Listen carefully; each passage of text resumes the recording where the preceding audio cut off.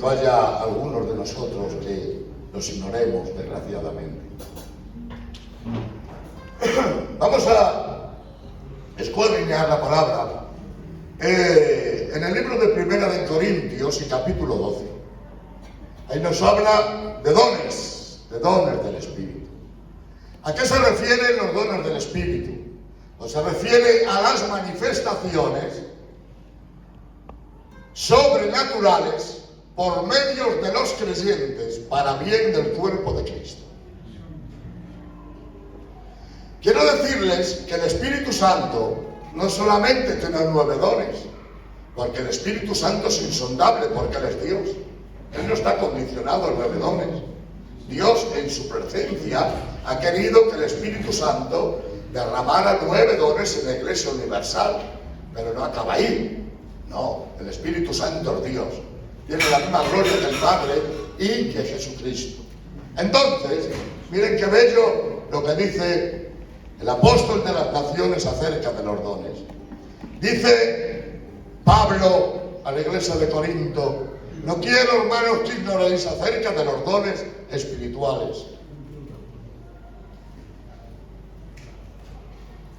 Por tanto, os hago saber, miren qué palabras, que nadie que hable por el Espíritu de Dios llama a Jesús anatema. Ay, Dios mío. Y nadie puede llamar a Jesús Señor si no fuese por el Espíritu Santo. Ahora bien, hay diversidad de dones, pero el Espíritu es el mismo. Hay diversidad de operaciones, pero Dios es el que hace todas las cosas. Pero a cada uno les da la manifestación del Espíritu para provecho. Y enumera 9 dones de la Iglesia Universal. Dice, porque a este es dada por el Espíritu palabra de sabiduría, a otro palabra de ciencia, según el mismo Espíritu, a otro fe, a otro por el mismo Espíritu, a otro dones de sanidades, a otro el hacer milagros, a otro profecía, a otro discernimiento de espíritus, a otros diversos géneros de lenguas y a otro interpretación de lenguas. Entonces las dividimos en 3 cuerpos. Hay 3 dones de revelación, 3 dones de poder y 3 dones de edificación. Entonces los 3 que corresponden a la revelación sería palabra de sabiduría, sería palabra de ciencia y sería discernimiento de espíritu, que son diferentes. Cuando hablamos de dones de poder, sería fe, sería sanidad y sería milagros.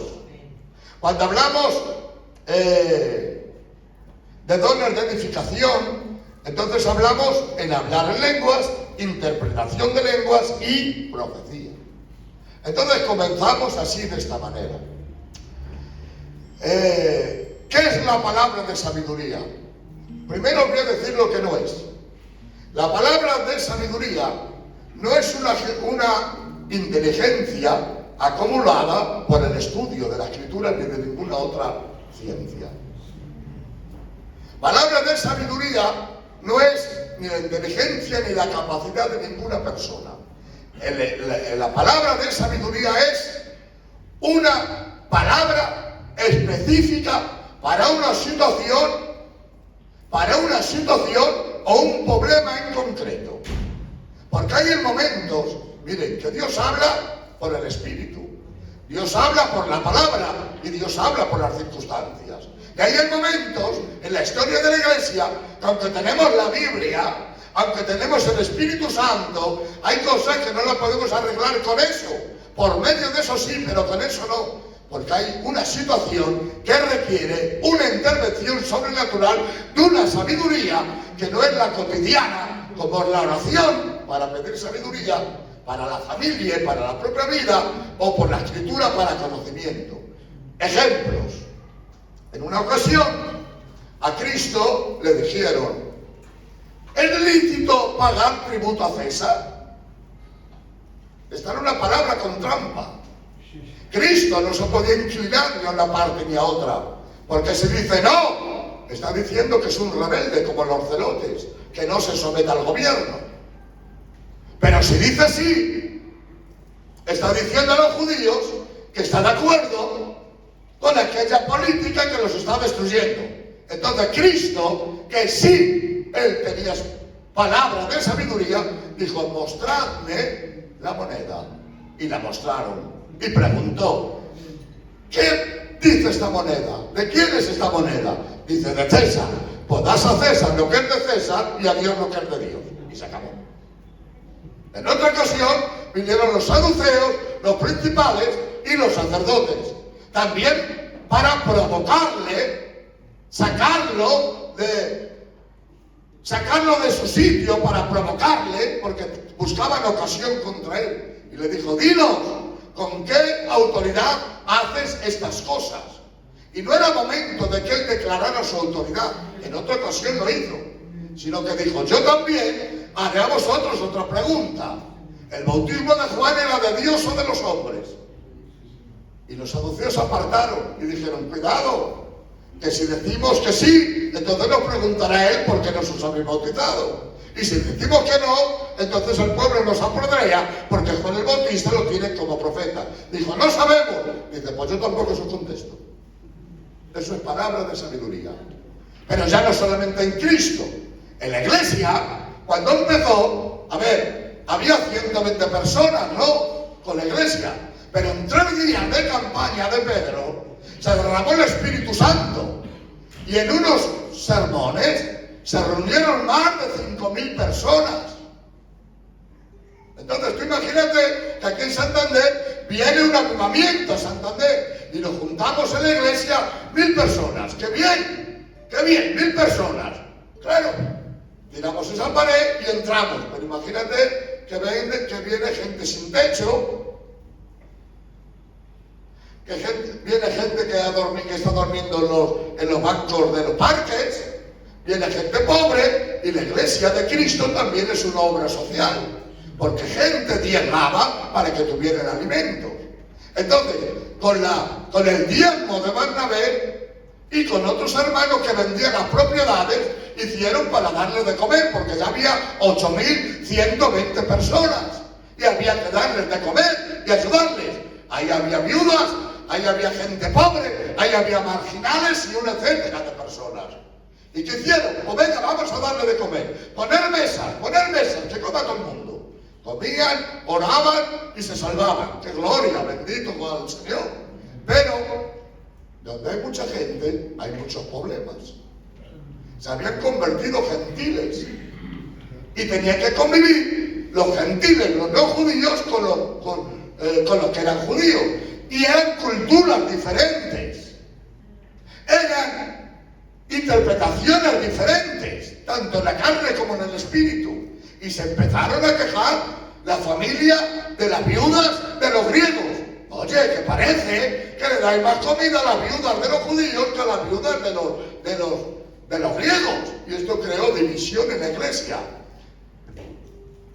¿Qué hizo Pedro? Por el espíritu de sabiduría dijo, no está bien que nosotros dejemos la palabra de Dios por atender las mesas, porque nuestro verdadero significado no es que coman, nuestro verdadero significado es que se conviertan. Y las dos cosas no las podemos hacer. Buscad, y de ahí vino la palabra diáconos. Buscad entre vosotros a 7 diáconos, varones de fe, de buen testimonio, para que las necesidades de todos sean cubiertas. Y ellos se dedicaron a orar, a echar demonios, a sanar enfermos y a predicar el evangelio. Y otros les daban de comer para que nadie riñera. Eso es palabra de sabiduría. En el primer concilio de todos los obreros del mundo, como sabes tú, hermano José, y los hermanos, fue en el capítulo 15. Eso fue una era crucial para la iglesia, porque ahí estaban hombres de la talla de Pablo, ahí había hombres de la talla de Santiago, de Pedro, de los apóstoles, de Bernabé, de Silas y un etcétera de hombres de Dios. Ya se había extendido el evangelio y se habían convertido muchos judíos al cristianismo y se habían bautizado también en lenguas y abrazado la fe de Cristo. Pero esto tenía problemas, porque era una ley tan arraigada de años que algunos creían que había que hacer algunos rituales de la antigua ley para poderse salvar, que solo por fe era muy difícil. Con aceptar a Cristo ya vale, cuando llevan miles de años diciéndonos normas, normativas y cosas, y les confundía. Y algunos judaizantes querían introducir la ley de Moisés a la iglesia. Y los apóstoles decían que no, que el fin de la ley es Cristo. Esto trajo división. Y Dios cogió un hombre, que era Santiago o Jacobo. ¿Quién era este hombre? Pues un hombre que no creía en Cristo, era hermano de él según la carne, era hijo de José y de María. Y no creyó en él como Dios, por eso dice cuando resucitó, dice, se apareció a los apóstoles, se apareció a 500 hermanos a la vez, dice Pablo, y a Jacobo, a este, que era su hermano, le reconoció como Cristo. Dice, a mí el último como un abortivo. Y le menciona, y este Jacobo no es el hermano de Pedro, este Jacobo es un hermano del Señor, que es igual Jacobo Santiago, el que escribió la epístola.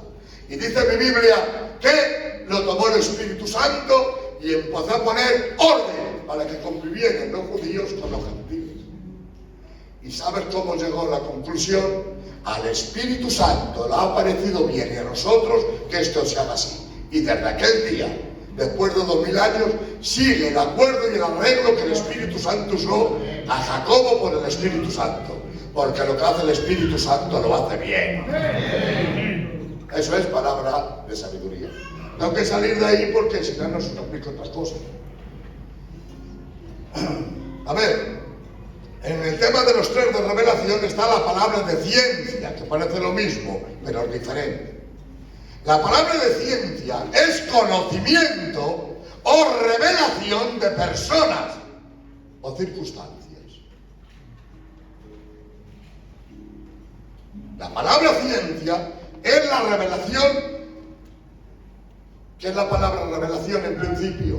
Pues miren, imagínense que detrás de estas cortinas hay un cuadro, pero no se ve. ¿Por qué no se ve? Porque hay una cortina. ¿Qué es la palabra revelación? Descorrer. Descorrer algo y mirar que Picasso. Esto es la revelación. Y la ciencia no es una palabra de sabiduría. La ciencia es una ciencia que revela cosas que nadie ve, que solo las ve el Espíritu Santo. Un ejemplo te pongo.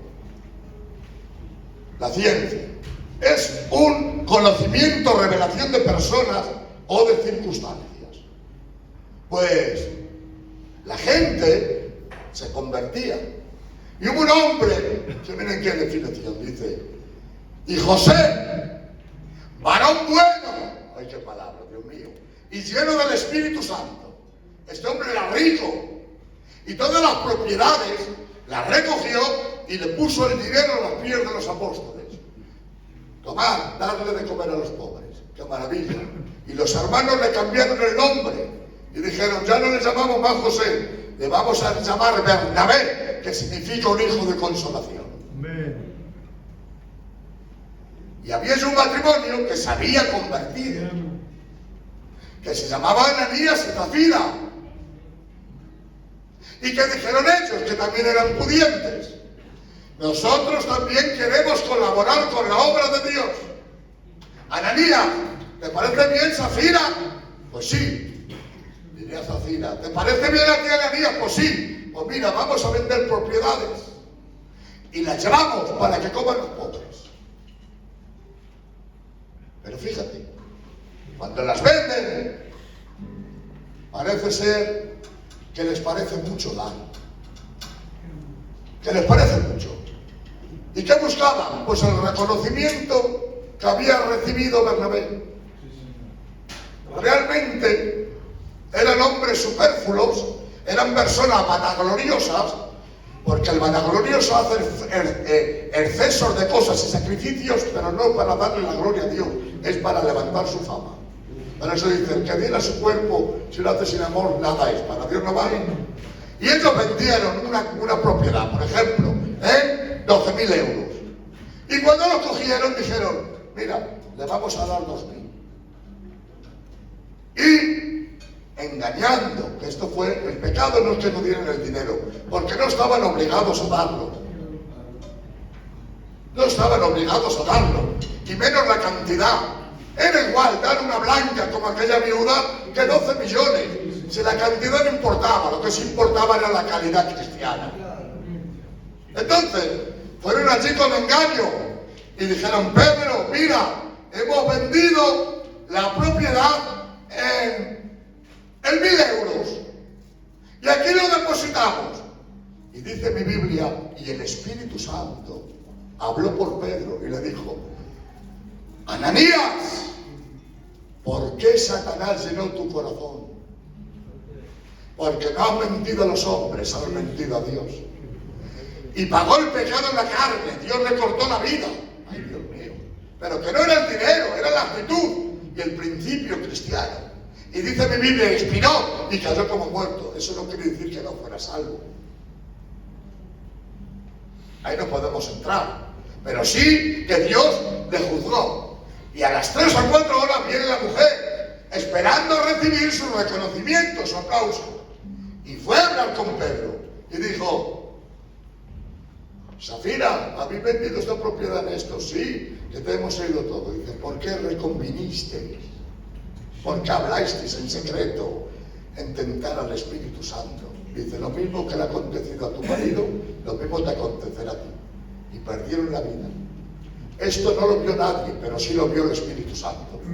Ya en el Antiguo Testamento el profeta Eliseo tenía este don de ciencia, que dice que Israel estaba en guerra con una nación y hacían una emboscada para Israel y nadie lo sabía. Se ponían a orar Eliseo y Dios le decía: mira, van a ir a aquel monte y van a ir a aquel sitio y van a ir donde el rey, mira, no vayáis por aquí, veros por aquí. Y ya llegó a los enemigos y dijeron: aquí tiene que haber un topo, tiene que haber una persona que declare. Y alguien, reconociendo el ministerio de Eliseo, dijo: no es que haya nadie, es que Israel tiene un profeta de Dios, que todo lo que hablamos en secreto Dios lo revela en público, y el Espíritu Santo nos conoce a todos. Ese sería el don de ciencia. Cristo tenía todos. Por eso, cuando fue andando, dice: y vio a Natanael, que es el mismo Bartolomé de los apóstoles, que tenía 2 nombres. Y dijo, cuando dice Pedro, cuando dice Felipe que está con él, dice Natanael,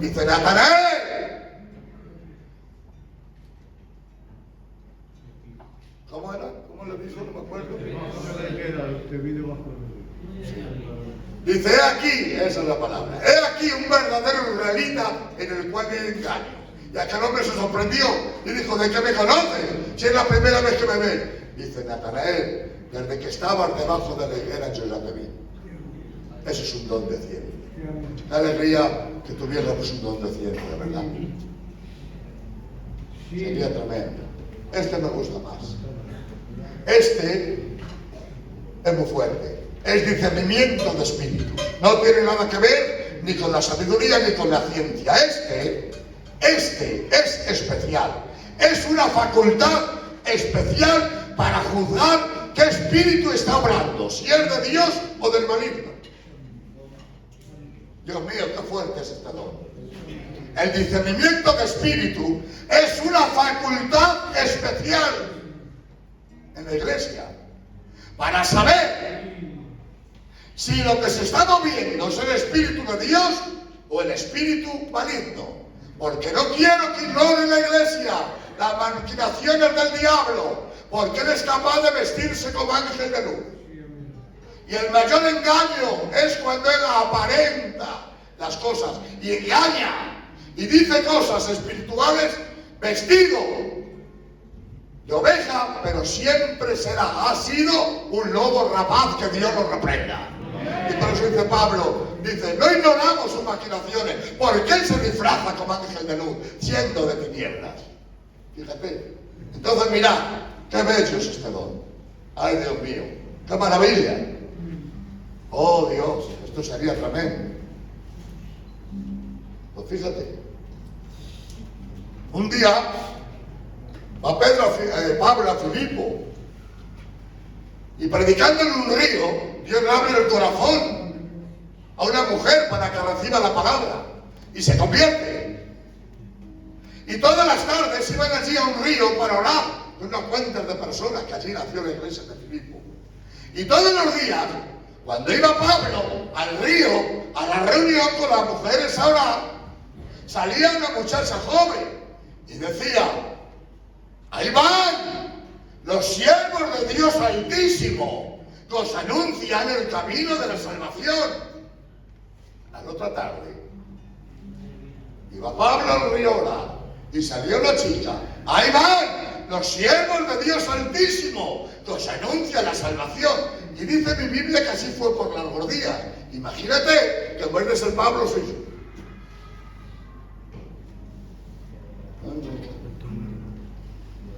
Que voy por la calle andando a una casa y sale una mocita: ahí va un verdadero hombre de Dios que anuncia el camino de la salvación. Muchas gracias, hija. Al otro día: ahí va un verdadero hombre de Dios que anuncia el camino de la salvación. Que Dios te bendiga, cantamos caramelito de bendiga. Al tercer día: ahí va un verdadero hijo de Dios que anuncia el camino de la salvación. Que Dios te bendiga con un novio. Del coro, vete conmigo que eres del coro. Yo la pongo en el coro al decir eso. Pero dice mi Biblia, y desagradando a Pablo, dice, reprendió un espíritu de adivinación porque estaba poseída. Era difícil de detectar porque eran palabras muy santas para una boca muy corrompida. Y el diablo quería engañarle, pero Pablo, con discernimiento de espíritu, reprendió aquel espíritu. Hubo hace años, por la parte de Valencia, una reunión y subieron coros a cantar en una convención. Y en esa convención, entre otras personas, estaba nuestro hermano Pelón. Que el Señor lo bendiga donde quiera que se encuentre. Amén. Y estaban unas niñas cantando en un coro. Y dijo: ¿de dónde son estas niñas? De tal pueblo. ¿Quién es el pastor? Pues un hermano. Escucha, mételas detrás del escenario que están las tres poseídas.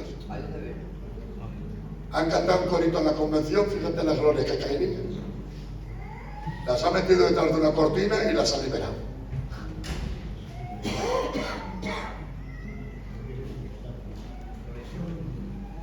En una ocasión,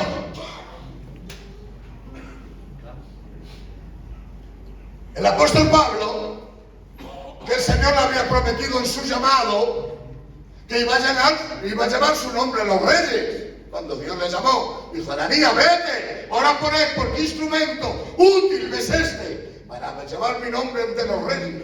Y había un tal Claudio, que era una autoridad de la ley, que deseaba escuchar la palabra, deseaba escuchar el evangelio.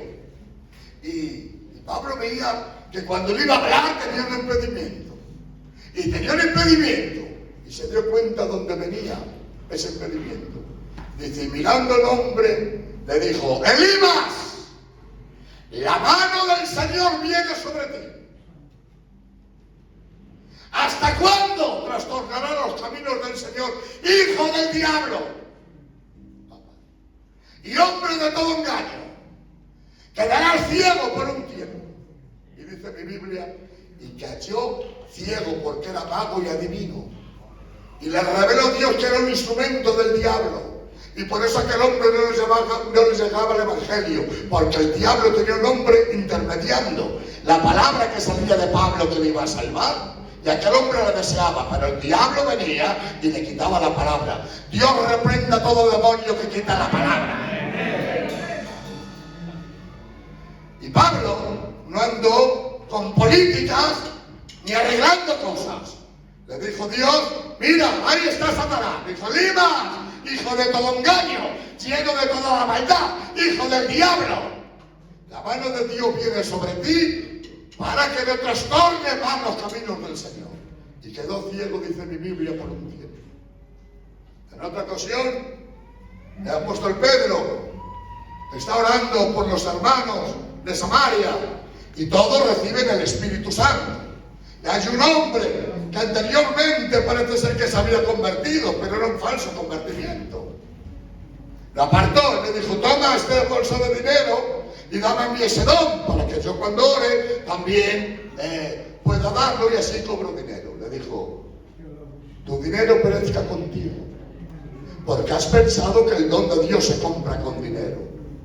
No tienes ni parte ni suerte en este asunto. Y mire qué revelación. Porque veo que estás, ay Dios mío, en hiel de amargura, en prisión de oscuridad. Arrepiéntete para que sean perdonados tus pecados. De un hombre religioso que se acababa de bautizar, Dios le revela a Pedro que era un falso, que todavía seguía siendo mago, que no se había arrepentido. Nunca se pasó por las aguas, simplemente se bañó, no cambió de vida, simplemente deseaba seguir siendo alguien grande. Pero el Señor descubre los corazones, el Señor escuadrilla los corazones. Este sería el discernimiento de espíritu.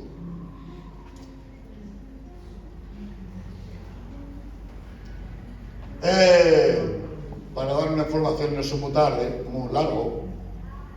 ¿Cuáles serían los dones de poder? Sería fe, sería sanidad, sería milagros. El don de fe no es la fe que nosotros tenemos. ¿Cuál es la fe que nosotros creemos? Que creemos en una fe que nos ha salvado. Tenemos una sed salvafítica. Yo creo que mis pecados han sido perdonados. ¿A que tú también, hermano? Creo que cuando he despedido en la tierra a mis seres queridos que recibieron a Cristo, sé por la fe y vivo en esa fe que están con Dios en su casa. Y tú también, ¿verdad, hermano?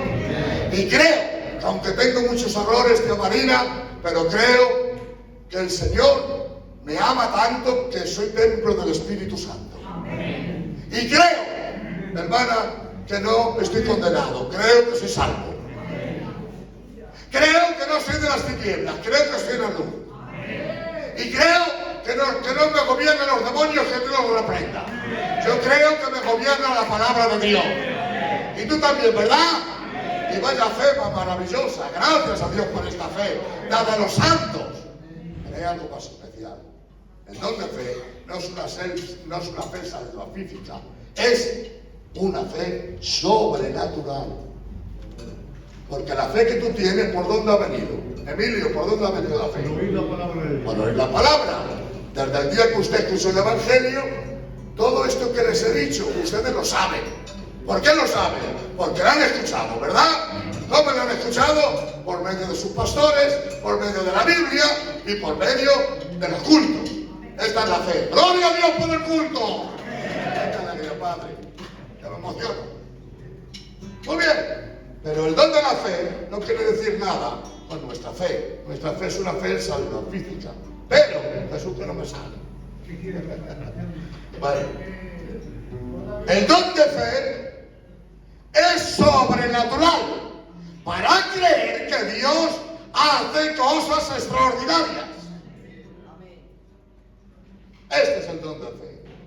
Una fe sobrenatural. De un don que el Espíritu Santo puso en alguna persona. Si Dios quiere, Dios me podía dar a mí este don. Y si Dios quiere, Rubén, Dios se podría dar a ti el don de fe. Porque esto no nace de la comunión de una persona, fíjate, ni nace del deseo de una persona. Esto nace que Él reparte los dones como Él quiere. En el buen sentido de la palabra, Pedro no era mayor que yo. En el buen sentido de la palabra. Quiero decir que Pedro no era un hombre divino. Pedro no era un hombre del burgo como soy yo. Luego Dios le llamó y le dio muchas más cosas que a mí, por supuesto. Yo no puedo ni comparar. Pero si Dios quisiera, lo mismo que Dios le dio a Pedro, me lo podía dar a mí. Pues mire, un día está Pedro en su casa orando y le vienen a llamar. Pedro, si pudieras venir a Jope. ¿Qué pasa en Jope, hermanos? Una hermana de la iglesia llamada Tabita, una sierva del Señor, una maravilla, ha muerto repentinamente. Ay, ¿qué le ha pasado? Pues no sé por qué. Que se ha muerto. Si pudieras venir. Claro, ellos no le llamaron para que orara por ella. Ellos les llamaron para que acompañara a aquella iglesia nueva. O incluso para predicar en un entierro. Y he cogido y ha ido. Dijo, mostradme dónde la habéis puesto. ¿Y qué habían hecho? La habían lavado y la tenían preparada para el entierro. Ha llegado Pedro y hizo lo que él vio hacer a Cristo cuando la niña de los 12 años. Le dijo, y sacó a todos de la casa y dejó al padre y la madre. Y dirigiéndose a la niña de puerta le dijo, Talita cume, niña, a ti te digo, levántate, en arameo. Y Pedro, recordando las palabras del maestro que dijo, las obras que yo hago, vosotros también las sabéis. Y ese hombre recibió una fe extraordinaria. Y cuando entró allí, lo mandó sacar. Ay, Dios mío. Se puso delante de aquel féretro y dijo, Tabita, levántate. Ay, Dios mío de mi alma. Ahora, de momento, los ojos se abren. Allí muere. Y soy yo allí que. Tabita, levántate. Y abrió los ojos. Y habló. Y le diría, no sé lo que le diría. Si ya iba entrando al paraíso, si ya me estaba esperando el Señor con la corona, pero ha dicho que vuelva porque tú me has llamado. Y la levantó del féretro, la preparó y la presentó viva a los hermanos. Hermanos, se acabó el entierro. Aquí está la hermana Tabita, vamos a hacer una convención. Dios mío de mi vida, tremendo. En otra ocasión, está Pablo predicando. Claro. Pablo había recibido tanto que necesitaba mucho tiempo para hablar. Lo malo que algunos como yo somos pesados, pero no tenemos la capacidad de Pablo, pero somos pesados. Pero este hombre que era pesado, pero era tremendo, lo que le hablaba, ¿no? Y ya se puso a predicar en una casa por horas, hablando de los misterios del Evangelio. Y un joven que había allí, por eso los pido a los jóvenes que no se pongan solo de la ventana, porque yo no soy Pablo. De tan largo que era el discurso, se quedó dormidico y se cayó. Alma que desagradable. Cuando van al patio, el niñico se ha muerto. Ay, no me veré en un culto escuchando la palabra. Dios mío, se ha caído, se ha muerto, qué desagradable. Ha bajado Pablo allí y dice, no os preocupéis, oro por él y levanto al niño mío. Esto es una fe extraordinaria. Y digo yo, Señor, derrama un don de fe. Amén. ¿Qué falta está haciendo en el pueblo de Dios? Gracias. El don de fe. Ay, Dios. Para hacer las cosas. Otro, un don de hacer milagros. ¿Qué es un milagro? Un milagro se puede traducir como una sanidad, pero no es una sanidad. Hay milagros y milagros de sanidad. Son dos cosas diferentes. Dios ha hecho un milagro. Bueno, sí, pero no lo correcto. Esto es un milagro. Son actos sobrenaturales que pueden alterar el orden de la naturaleza y echar fuera demonios. Esto realmente es un milagro. Cuando se trata del cuerpo es un milagro de sanidad. Por eso hay un don de sanidad y un don de milagro.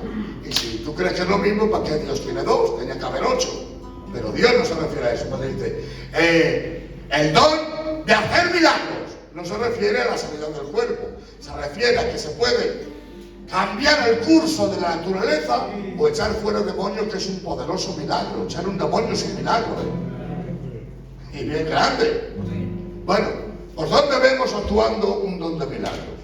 Pues mire, Pablo va náufrago y llegan a una isla llamada Malta. Cuando vienen de un naufragio con otras personas, los malteses, dice, y los naturales de la isla los atendieron con no poca humanidad. Al verlos mojados, al verlos náufragos, pues los recibieron con amor. Y Pablo empezó a hacer una lumbre porque estaban mojados en una playa para calentarse del frío. Y dice mi Biblia que huyendo una víbora, huyendo del calor, se le prendió en la mano.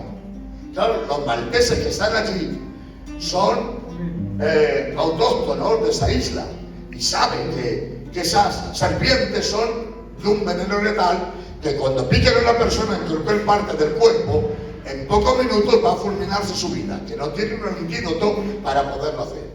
Cuando viene la víbora, le muerde la mano y se le queda pegada en la mano, Dios mío, le introduce todo su veneno que es letal.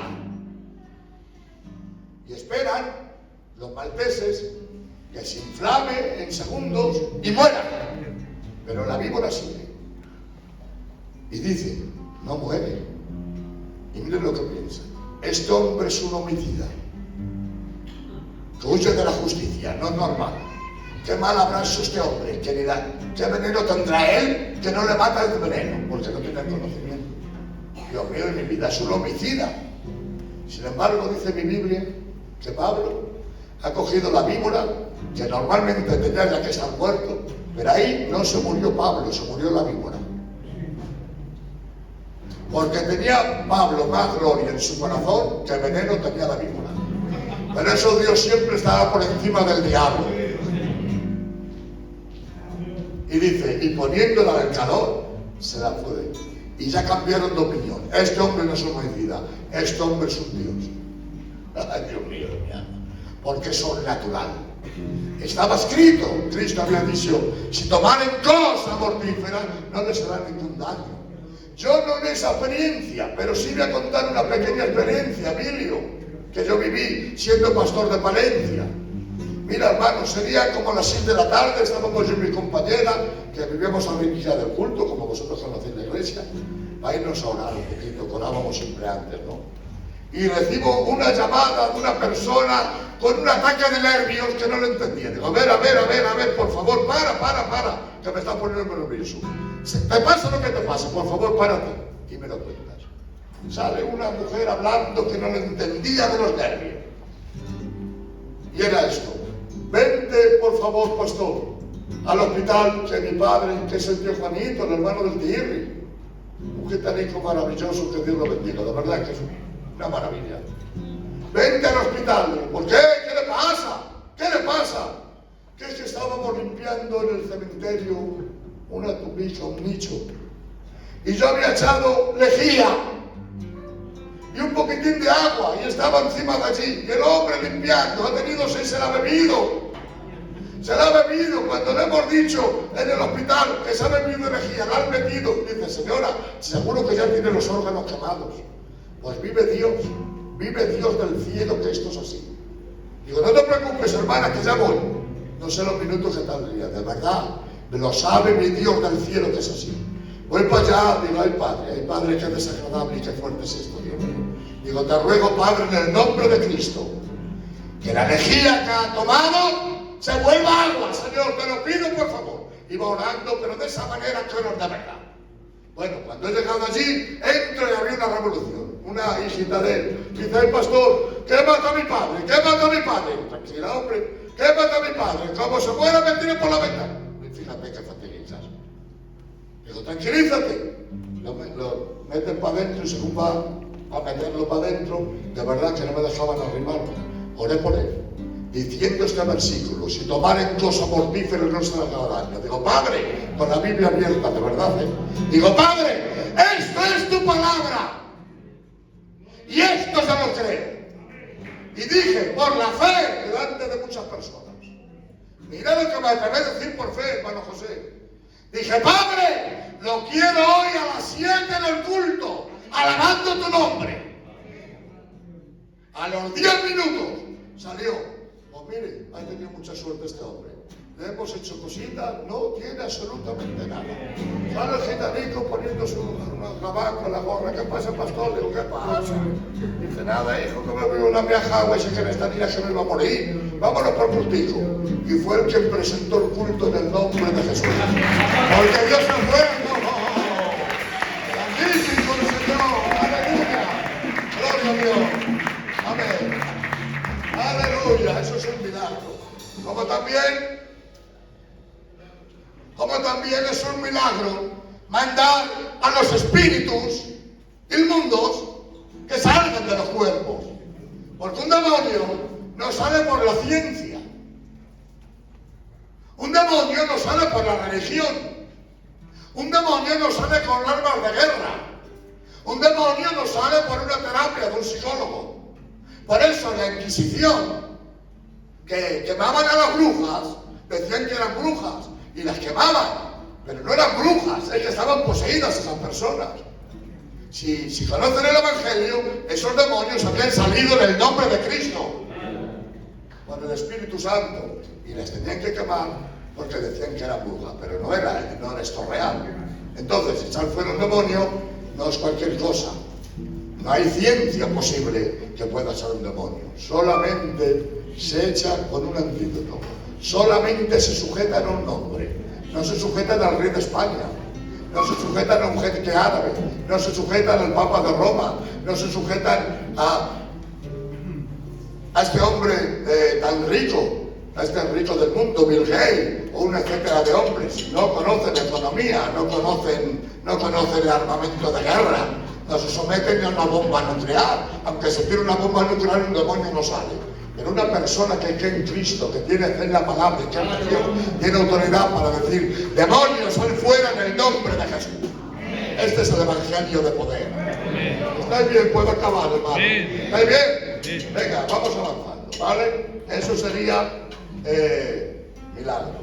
Y sanidad es para restaurar la salud física de diferentes enfermedades.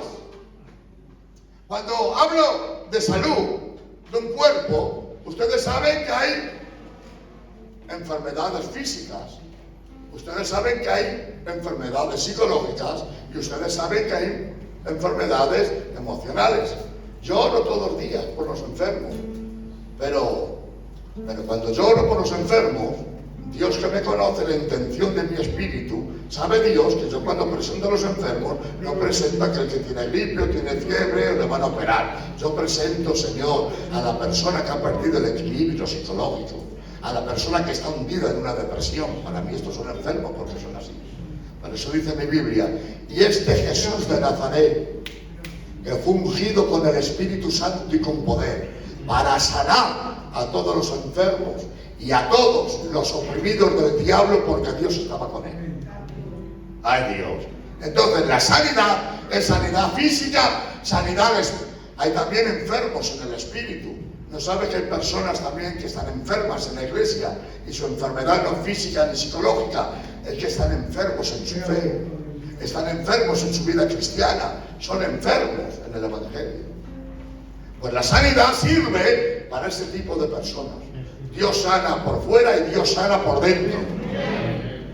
Lo vuelvo a repetir: Dios sana por fuera y Dios sana por dentro. Dios es capaz de quitar la diabetes y de quitar un trauma postraumático. Dios es capaz de quitar, hermanos, de quitar una enfermedad del pulmón y de quitar una depresión. Dios es capaz de quitar un problema de un pie, a quitar la ansiedad. Entonces Dios es capaz, y hay un don de sanidad. Y una persona, miren, ustedes y yo, ¿sabéis cómo oramos, hermano Moro? Porque no tengo yo el don de sanidad, desgraciadamente. A lo mejor era un ungidín sin chacho. ¿Lo tienes, ungidín? Ojalá, claro. Pero claro, esto es un reto. ¿Tú querías el don de sanidad, Rubén? Claro, ay, qué bien, Rubén. Pero te voy a decir una cosa. Imagínate que dice: bueno, pues se lo voy a dar a Rubén, el don de sanidad. ¿Tú no me lo querías, David? También. Bueno, pero esperar. A ver, Rubén, tienes un don de sanidad. Cuando voy a Santoria, un don de sanidad. Y mañana hacer una convención en Bilbao. Voy a orar muy bien. Pero si ese don de sanidad te lo dio por Ucrania, que allí estamos en guerra, allí tenía que ir. Y si aquí David te dice: David, que no va a ser a León, de la familia de la hermana Meralda, que tienes que ir a una colonia que hay todavía de leprosos. Entonces yo, como no soy capacitado, digo: mira, déjame, porque el don no es para hacerme yo famoso, y el don no es para hacerme yo grande. Como hay personas que usan el Evangelio para vivir del Evangelio. Pero no hay que vivir del Evangelio, hay que vivir para el Evangelio. Entonces, tenemos que saber lo que pedimos y lo que deseamos. Porque claro, sería maravilloso orar por un enfermo y que recibiera sanidad. Una maravilla. Pero claro, es que la puerta de mi casa el día que no tengo mercado y el día que me apetece. Y si Dios me manda a otro país, y si tú me mandas a otra nación, entonces ya no pagamos el precio. Así que quedaros ahí y que estáis bien ahí, ¿vale? Porque hay un compromiso. El que recibe más se le exige. Yo te soy muy cuidadoso, nunca me acuerdo cómo se llama mi hermana. ¿Cómo te llamas, hermana? Tere, hermana Tere. Soy muy cuidadoso con lo que pido. Porque me he tirado muchos años engañado por mi orgullo. Emilio y Tere y Emilio. Me ha engañado mi orgullo, mi oración. Que yo pedía cosas, pero no pedía compromiso. Ni pedía sacrificio. ¿Y sabe lo mejor que podemos servir los siervos? Un mandil de un siervo y una palancana del agua para lavar los pies de los santos. Eso es lo mejor, la oración que puede tener uno. Porque hay personas, que ustedes lo ven, a estos predicadores de cuento, que solo les interesa la fama, el prestigio y el dinero, pues querer hacer cosas para que aumente sus diezmos. Yo creo que sin diezmar Dios me sana. ¿No lo queréis conmigo? Yo creo que la salud es gratis. Y yo creo que la gloria no lo tengo que pagar. Que Cristo me la dio. Y la medida de mi bendición no es la medida de mi bolsillo. Es la actitud de mi corazón. Este es mi evangelio.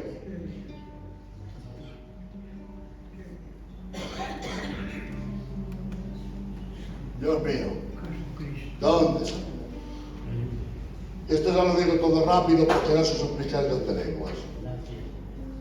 Sería dones de edificación. Esto no tiene nada que ver ni con los demonios ni con los hombres. Esto es para la iglesia.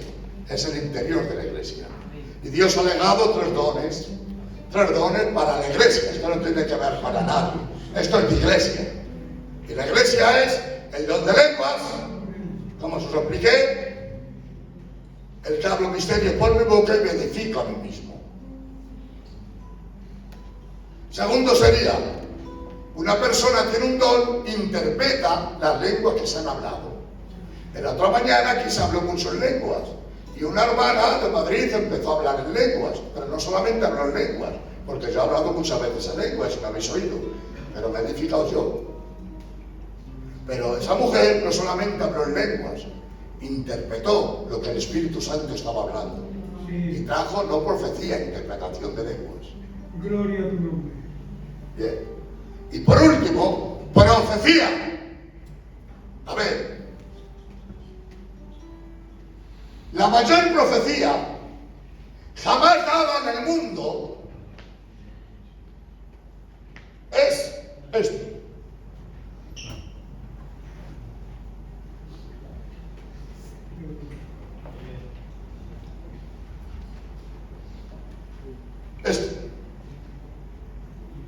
Esto es una profecía que no le ha dado ningún profeta. Esta profecía la ha dado Dios.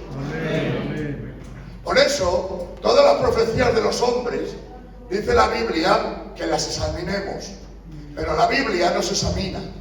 La Biblia se escuadrilla. ¿Habéis notado lo que quiero decir? Lo que hay aquí no hay que examinarlo. Porque a Dios no se le examina, a Dios se le cree. Lo que hay aquí hay que escudriñarlo para aprenderlo. Y dice, y tenéis la profecía, no humana, sino que hombres santos de Dios fueron utilizados por el Espíritu Santo para el canon de las Escrituras. Esto es una profecía. Pero también es verdad que hay un don que no tiene nada que ver con lo que tú y yo hemos escuchado hasta ahora, que son interpretaciones de lenguas. Hay un don de profecía porque existe hoy en la actualidad el ministerio de profeta. En la iglesia hay 5 ministerios, que serían pastores, evangelistas, maestros, profetas, ¿cuál era el otro? Y apóstoles. Bueno, en nuestra misión pues tenemos un apóstol que está en el cielo, que es el tío Emiliano. Está reconocido como un apóstol en nuestra obra, pero no porque la amáramos, es porque lo es. Y tenemos un ministerio reconocido en España. Yo conozco a muchos hombres muy usados en interpretaciones de lenguas, en don de ciencia y en palabras de sabiduría. Pero como ministerio de profeta está reconocido el hermano Pelón como profeta.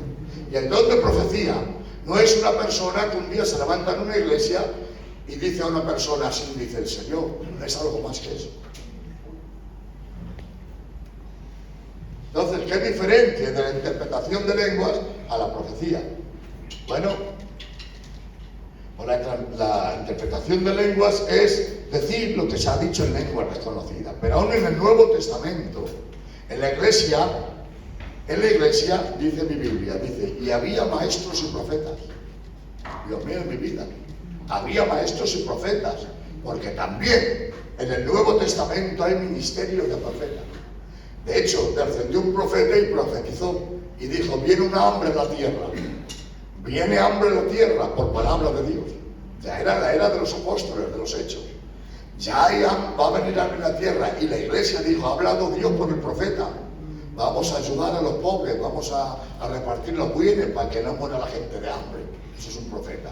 En otra ocasión había una reunión y estaba Pablo, y ha venido su nombre y ha cogido un cinto llamado Agabo y ha dicho, de quien sea este cinto, como yo me ato, así llevarán atado a un hombre.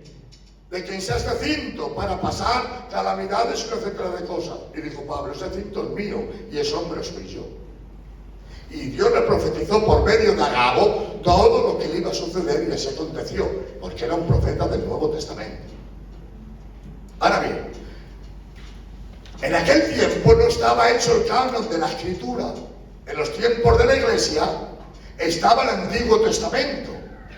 Pero hasta 70 años después de Cristo no se formuló los evangelios y luego las epístolas, etc. Y la Iglesia ya se basa por la palabra. ¿Qué diferencia hay entre las profecías del Antiguo Testamento y las nuevas? Que el profeta era un oráculo que hablaba lo que Dios quería, porque no le podía gobernar ningún tipo de escritura. Pero en el Nuevo Testamento todo profeta se tiene que someter el don de profecía y el ministerio de profeta a lo que está escrito en la palabra. Porque si un profeta contradice la Sagrada Escritura, esa profecía no es de Dios.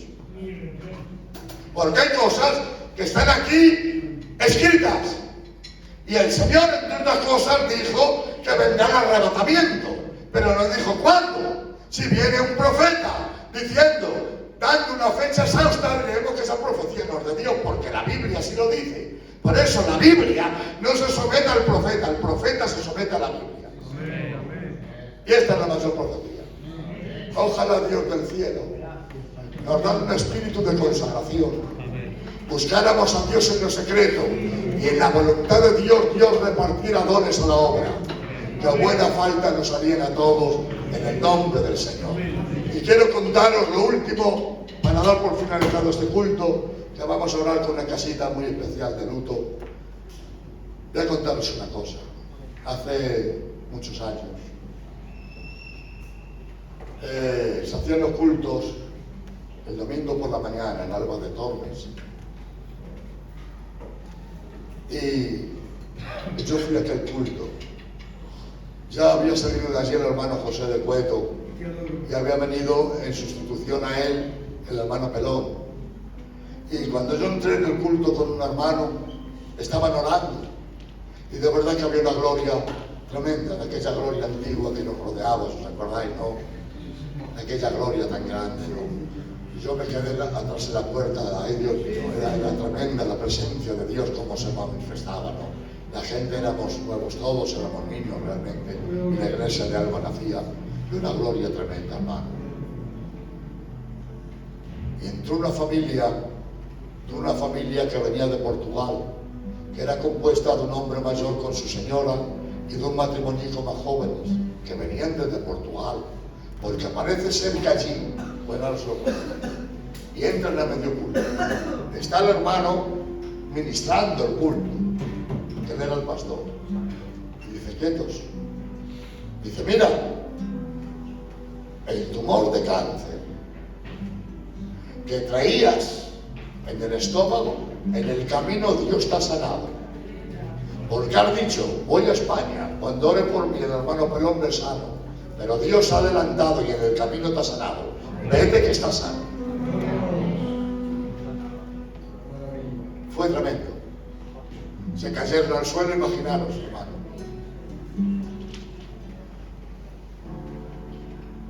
Yo viví eso y marcó mi vida. Ahora lo sé, pero desgraciadamente lo sé por teoría. Delante de vosotros le pido a Dios perdón por mi falta de anhelo. Le pido a Dios perdón por mi pésima vida espiritual. Le pido a Dios perdón por ser tan carnal y ser tan conformista. Y estar viviendo como un mendigo teniendo un padre tan rico. Dios. ¿Cómo se sentiría usted si usted es vendedor de trajes y su hijo lleva una chaqueta raída por Santander en la Ico de frío?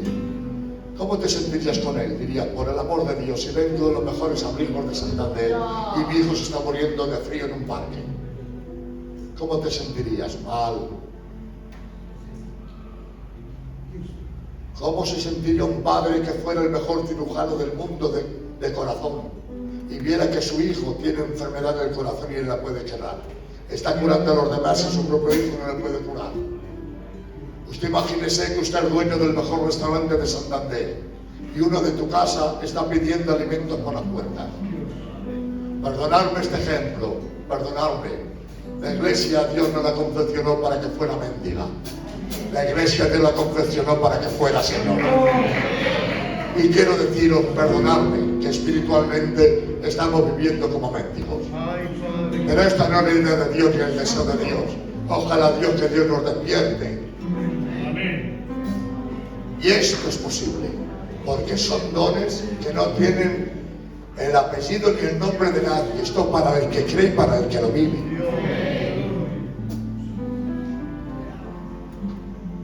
Esto ha sido lo que quiero explicaros hoy.